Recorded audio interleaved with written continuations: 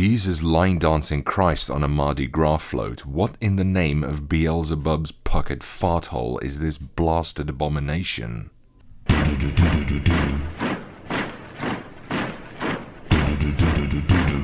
Crap keyboards in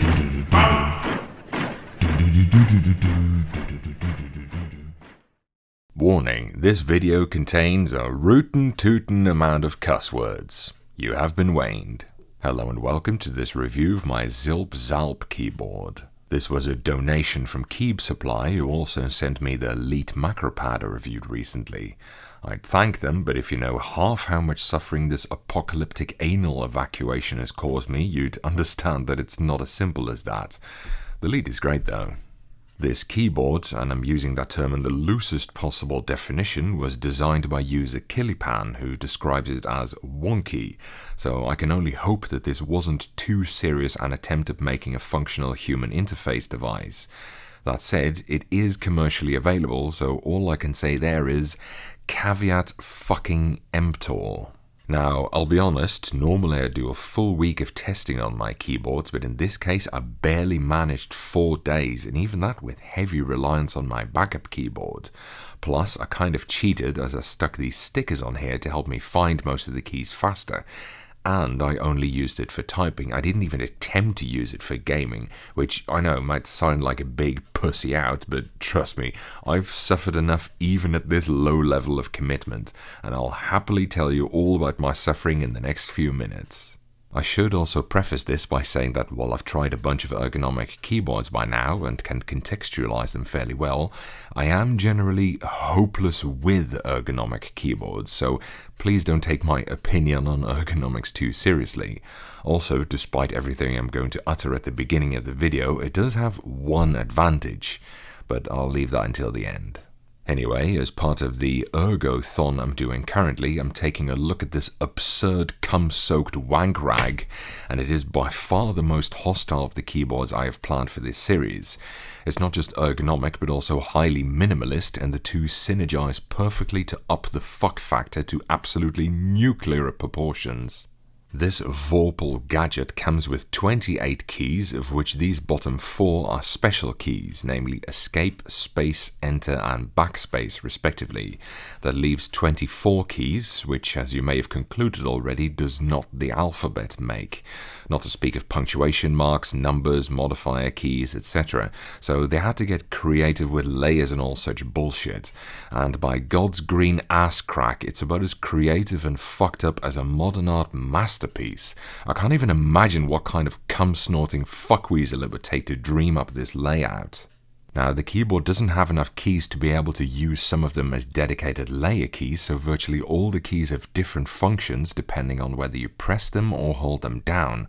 For example, this one here does double duty as a number key layer, which is located on this 3x3 here by the way, and holding N, which I think is that one, gives you shift, as there is no dedicated shift key, or any modifier key actually, on this keyboard. Moreover, several characters such as Q, B, V, apostrophe, semicolon and question mark are done by pressing 2 adjacent keys. For example, pressing FP makes B, because of course it does. Now there are 2 problems with this. First, as holding a key and pressing another creates a different combination, you need to make sure you have completely let go of a key before you press another, entirely eliminating the possibility of typing quickly. Not that typing quickly is physically possible anyway on this cock-juggling fuck-bucket of a keyboard. By the way, it's probably also fairly obvious by now why I didn't even attempt to use this during gaming. I mean, it's not exactly WASD, is it? Anyway, the other problem is that it's not so easy to mark these combinations on the stickers I used to have on this keyboard, which is why I used the cheat sheet to have a look at the different layers present on the keyboard. Thankfully, they provided one on the website. Here it is. Can you read it? No, neither can I, but that doesn't matter because it's all a blatant lie anyway. The example listed on the website is called Zilpzalp Colmak. Now, if you don't know Colmak, it's a hipster layout for people who think Dvorak isn't quite deranged enough, because obviously Quöfburger is way better than apostrophe angle brackets P, let alone QWERTY. But the layout that's actually on the keyboard isn't this, it's quite different. In fact, I still haven't found out how to type the letter Z yet, which is ironic for a keyboard that has two of them in its own name. I tried out all the two key combinations, but a Z has yet to materialize.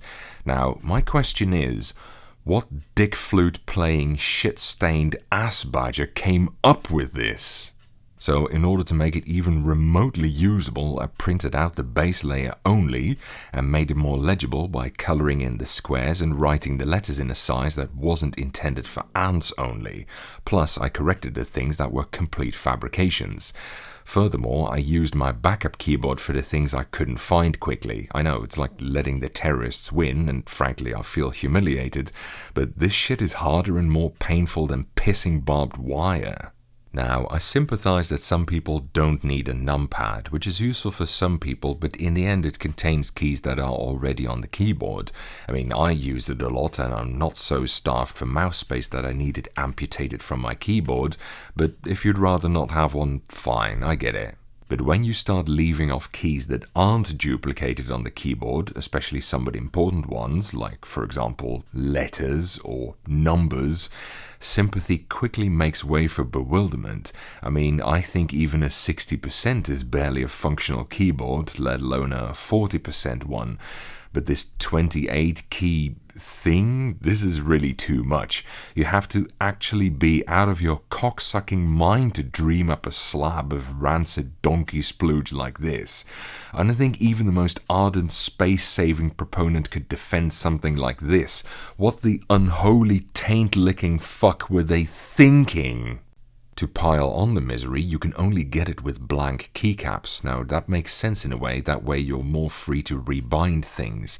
But unless you learn where everything is on all the layers of the keyboard, you're still going to be stumped. As you can see, I took the stickers off for this video, so now all I have is that cheat sheet, so I bet this is going to be one long-ass typing demo. I believe the current record holder is the Orbitouch at 8.5 minutes, not bad for 2 short sentences, and I don't think it's going to be quite as bad as that, frankly, because unlike the Orbitouch, this has actual keys on it, and no, that's not an exaggeration, go check out the Orbitouch review if you haven't yet, but maybe it can shoot for second place or something. So the keycaps are unprinted PBT, they don't come with the keyboard by default, but you can buy some from Keep Supply. It's only sold as a bare bones kit, by the way. You also need to get switches and even the controller for it, all of which you can buy there. These purple ones aren't for sale at the moment. I think the guys at KS just threw together something fun for me, especially with the darker keycaps in the middle. It makes it look like some sort of evil version of Barney or something. What is included is the PCB, the hot swap sockets, yes it's hot swappable, and the stick-on feet. It's compatible with V1 Kale chock switches. The ones they included with this one are the Twilight ones, which are silent linears equipped with rubber dampening rings around the slider. They use the earlier ML-like but not ML-compatible keycap mount, so be mindful of what you get for them. They don't feel all that smooth, but the dampening isn't too obvious in the key field to their credit. They have a short 3mm throw and a light 35g operating force set at 1.5mm, so they're fairly responsive. I wouldn't know if the weight of your fingers is enough to set them off though, because for obvious reasons I wasn't keeping my fingers on them. Likewise, I can't comment in too much depth about how they are to type on, because typing isn't really possible on this keyboard.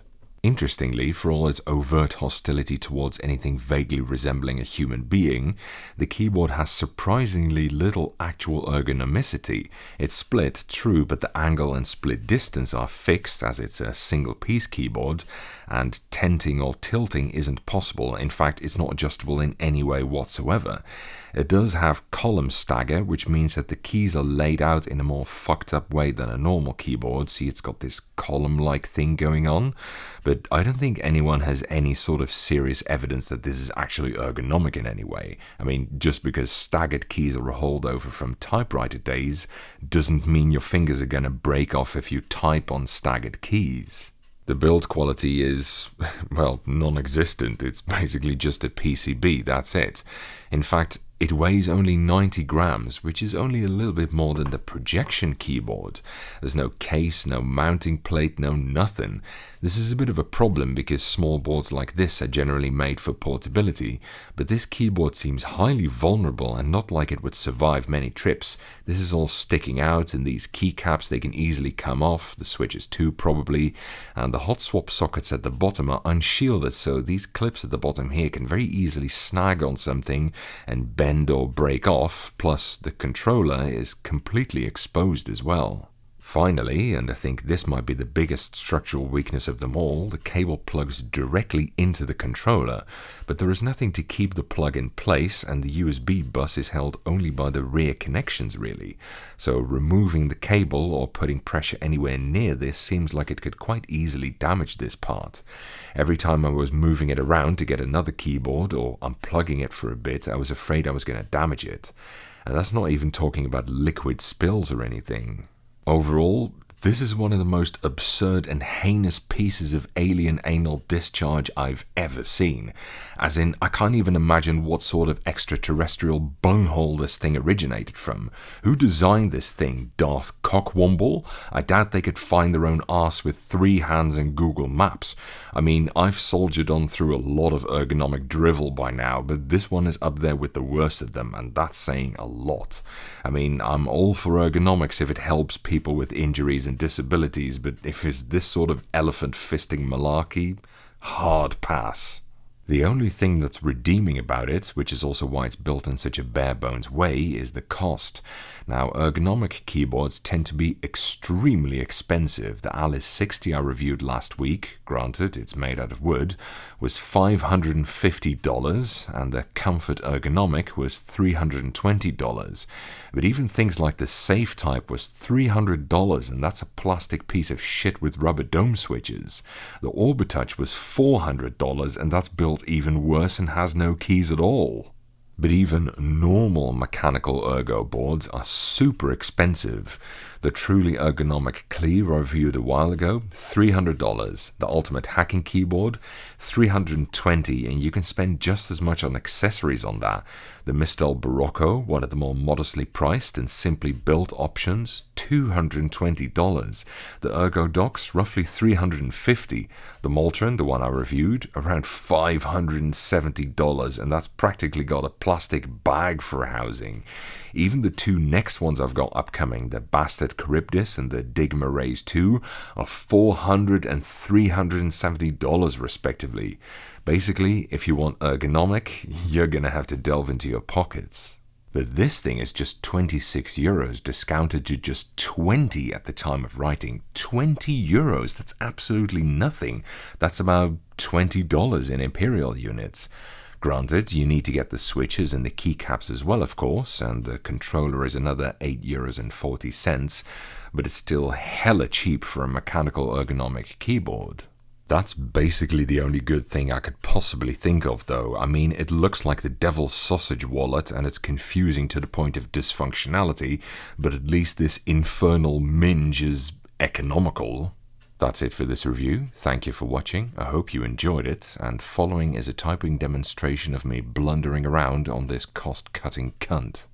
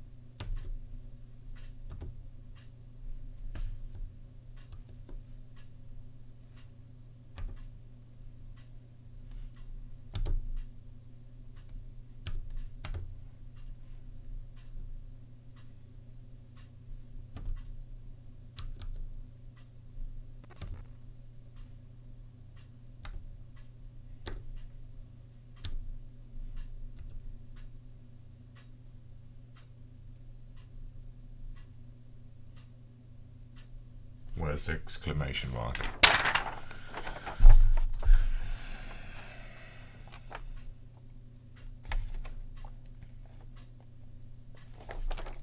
Very legible, isn't it?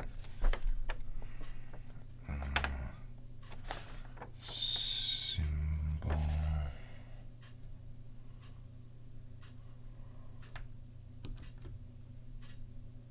No.